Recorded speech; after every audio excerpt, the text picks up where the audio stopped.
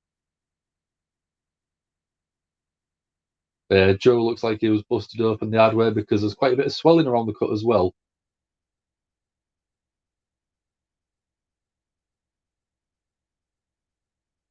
So, yeah, Crown Jewel next Thursday. We've got Big E versus Drew McIntyre for the WWE Championship. With Drew going across to SmackDown after the Crown Jewel pay-per-view, we've got to assume that Big E will be retaining.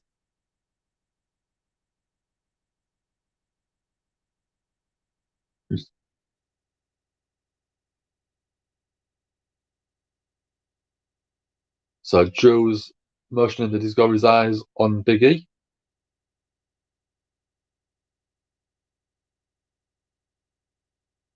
So if anyone watches Raw Talk, up next, you've got Doudrop, New Day, Big E and Xavier Woods, and Mustafa Ali. So there might be some explanation from Mustafa Ali of why he's berated Mansoor, which would be quite interesting. I'm not sticking around to do that though, guys, I'm afraid. So I'll go over my favourite performer. For me, tonight, it was Xavier Woods. We think he's winning the full tournament, don't we? So he put on a really good show, really good match, quite enjoyable. My match of the night was it Ricochet and I can't remember, I'm tired.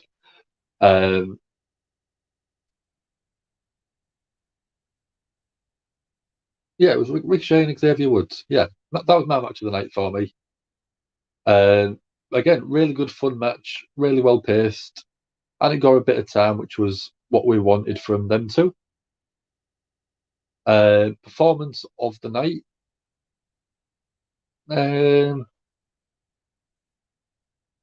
I'd probably say Doudrop because she had quite a bit of fun in the ring. She won, which made it sort of feel, and it suited the storyline that they was going for against Shayna Baszler. Overall, I'd give it a good 6.5 out of 10 from myself. From what Dom saw, he said he enjoyed it and he was looking at about a 6 out of 10, 6.5 out of 10 himself.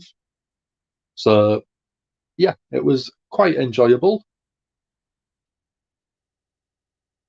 But yeah, thank you very much for joining myself. We are back on Friday for Super SmackDown, or whatever they've called this one. Superstar SmackDown, isn't it? Because it's an extra 30 minutes long. Yeah, if you have already and you have liked and shared the video, subscribe to the channel. Thank you very much. If you haven't already, would you mind doing that now for us? So we get a little bit of a like spike at the end of the video. Thank you very much for joining me. Thanks for joining earlier on if you watched it with Dom. I'm signing off in a second. So who shall we have? So let's have a look. So we ended with Big E in the ring. So we'll end with Big E on the stream. Why not? But yeah, thank you very much for joining us, everyone. I shall see you on Friday with Dom back for Superstar SmackDown.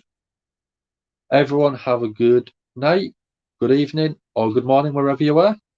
Thank you very much, and see you later.